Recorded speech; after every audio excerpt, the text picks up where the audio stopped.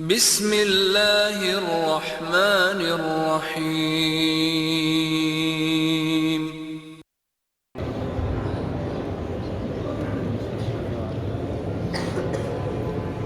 Et si ce que vous croyiez savoir sur l'islam était faux? Si la peur que certains ressentent n'était pas fondée sur des faits, mais sur des malentendus, des stéréotypes, et parfois même des mensonges. L'islam, c'est plus d'1,5 milliard de croyants. Pour les uns, une foi de paix. Pour d'autres, une source d'inquiétude. Pourquoi? D'où vient cette peur? Est-elle justifiée? Comme toute religion, l'islam peut être mal compris ou déformé. Alors parlons-en. Dans cette vidéo, nous allons déconstruire cette idée reçue, une par une, pour comprendre pourquoi l'islam est l'une des religions les plus méconnues et les plus injustement redoutées. Le terrorisme revendiqué au nom de l'islam.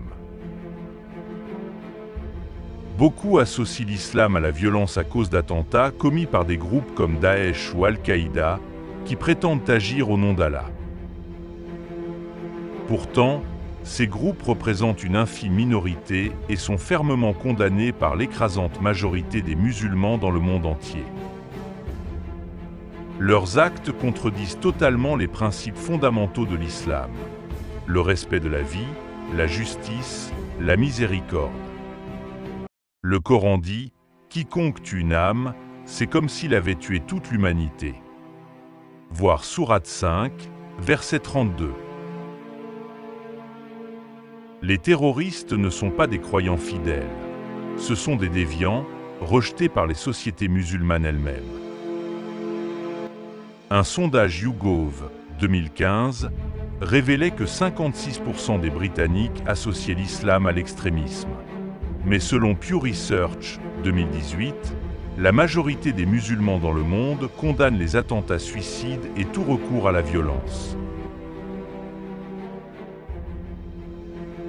Une image médiatique biaisée et répétitive. Allumez la télé, ouvrez un journal. Dans bien des cas, l'islam est lié à un attentat, une crise ou un conflit. Les mêmes images reviennent en boucle: colère, violence, tension. Ce traitement répétitif crée un biais de perception. On en vient à associer l'islam à un problème. Les médias mettent souvent en avant les faits divers liés à des personnes identifiées comme musulmanes. Mais rarement des médecins musulmans qui sauvent des vies, des chercheurs qui font avancer la science, des artistes qui enrichissent nos cultures, des enseignants qui éclairent les esprits, des bénévoles qui tendent la main aux plus démunis, ou simplement des citoyens ordinaires qui bâtissent des ponts dans leur communauté. En France, un rapport du CSA a montré que l'islam est la religion la plus citée négativement dans les médias audiovisuels, souvent en lien avec des conflits ou des affaires judiciaires. Ce biais médiatique alimente la peur et la méfiance. L'islam n'est pas dangereux, mais sa représentation dénuée d'objectivité, oui, elle peut l'être. Une méconnaissance profonde de l'islam. Beaucoup de gens ont peur de l'islam, sans rien en savoir ou ont une connaissance très limitée. Ils n'ont parfois jamais lu le Coran, n'ont jamais discuté sereinement avec un croyant ou n'ont jamais vu un lieu de prière musulman de l'intérieur, se basant sur des stéréotypes ou des informations erronées véhiculées par des sources non fiables. Dans les pays où la laïcité est un pilier, certains redoutent que l'islam ne respecte pas cette séparation entre religion et politique. Mais cette peur naît souvent d'une méconnaissance. Dans les faits, des millions de musulmans vivent en harmonie dans des États laïques, en respectant les lois, les institutions et les valeurs démocratiques. Les craintes sur la charia, le rôle des femmes ou la place de la religion dans la société sont souvent exagérées ou hors contexte. Cette ignorance peut alimenter des peurs concernant les pratiques musulmanes, le rôle des femmes ou la charia. Leur vision repose sur des rumeurs, des extraits sortis de leur contexte ou des discours hostiles. Les différences culturelles perçues comme menaçantes. Le voile, le jeûne du Ramadan, la viande halal ou l'appel à la prière. Autant de signes visibles qui peuvent sembler étranges à ceux qui ne les comprennent pas. Ces pratiques sont parfois perçues comme des symboles d'un mode de vie étranger, voire menaçant pour l'identité nationale. Le débat sur le voile en France ou en Belgique illustre ce malaise. Certains y voient une incompatibilité avec les valeurs du pays. Cela a accentué un clivage identitaire, parfois instrumentalisé politiquement.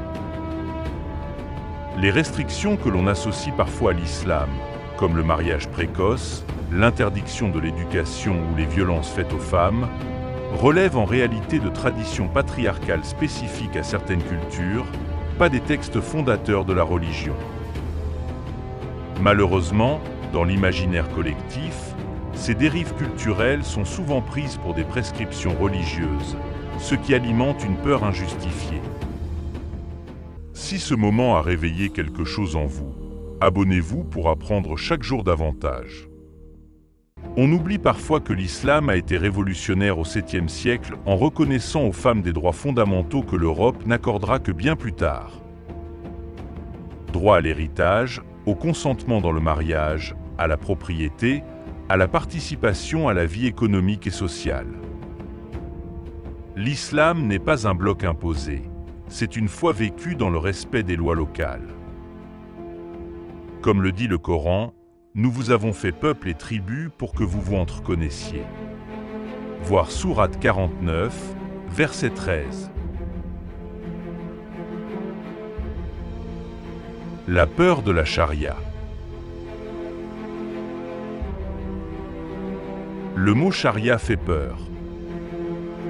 On l'associe à la lapidation, à l'amputation, à l'oppression des femmes ou à des lois archaïques. Pourtant, ces châtiments ne sont appliqués que dans quelques pays au monde, avec des lectures rigoristes et très contestées. Car elles ne reflètent ni l'éthique spirituelle de l'islam, ni la finalité du droit musulman tel qu'il est compris dans la majorité des écoles. Il faut donc se garder de généraliser ce qui se fait dans un endroit ou un autre dans la planète. La charia, dans son essence, n'est pas un code pénal brutal. C'est un chemin de vie fait de principes spirituels, moraux et sociaux. Prier, être honnête, respecter ses parents, faire le bien. En Europe, certains redoutent que les musulmans veuillent imposer la charia à tous. Mais cette crainte est largement infondée. La majorité des musulmans vivant en Occident respectent les lois du pays et ne cherchent qu'à pratiquer leur foi en paix. Pour eux, la charia n'est pas une loi appliquée à la société, mais une boussole intérieure pour mener une vie juste. L'instrumentalisation politique de l'islam. Créer un ennemi, c'est un vieux réflexe politique. Dans de nombreux pays, certains partis exploitent la peur de l'islam pour obtenir des voix. Ils opposent un « nous » civilisé à un « eux » menaçant et insinuent que l'islam serait incompatible avec la démocratie ou les droits des femmes. Des discours alarmistes affirment que l'islam chercherait à dominer l'Occident par la démographie ou la charia. En Hongrie, le Premier ministre Viktor Orban a mené une campagne virulente contre l'immigration musulmane, agitant la menace d'un danger civilisationnel, alors que le pays compte très peu de musulmans. Ces discours simplistes et clivants radicalisent les esprits et fabriquent des peurs sans fondement. Pourtant, les musulmans sont souvent les premières victimes du terrorisme, des guerres ou de la pauvreté. Ils ne veulent pas dominer, ils veulent simplement vivre en paix, avec dignité. Une haine idéologique et militante de l'islam. Enfin, il faut le dire, certains ne veulent pas comprendre l'islam. Ils veulent le détruire, le salir, le ridiculiser. Ce n'est pas de la peur. C'est une haine froide et idéologique, parfois maquillée en discours rationnels. Des extraits du Coran sont sortis de leur contexte, utilisés pour prouver une violence qui n'existe pas, sans aucune honnêteté intellectuelle. Dans certains pays, cette hostilité est devenue politique. En Inde, des groupes d'extrémistes ont mené des campagnes de haine contre les musulmans. En France, certains discours visent les signes religieux musulmans sous couvert de neutralité. Même certaines œuvres dites satiriques tournent systématiquement l'islam en dérision, blessant une foi profondément ancrée chez plus d'1,5 milliard de personnes.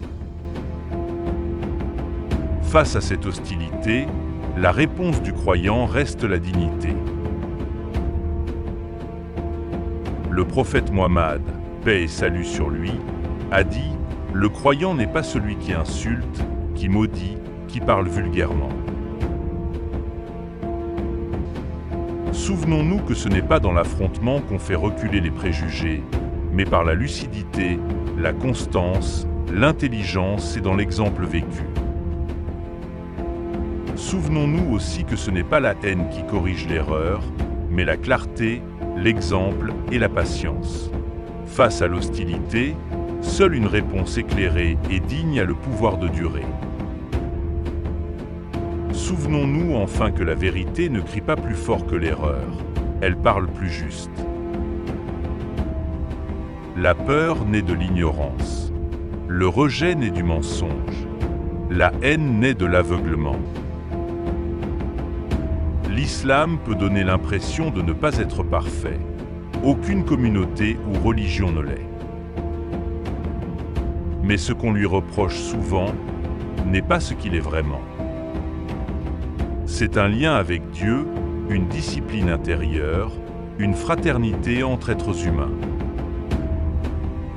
Et si au lieu d'avoir peur, on commençait à regarder autrement, à écouter, à comprendre, à poser des questions, à chercher la vérité et non l'émotion. L'islam ne demande pas qu'on l'aime. Il demande seulement qu'on le juge avec justice.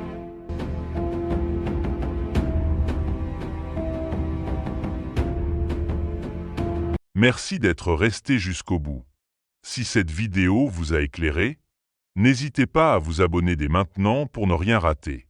Et cliquez sur les vidéos affichées pour continuer à explorer. Portez-vous bien et à très bientôt.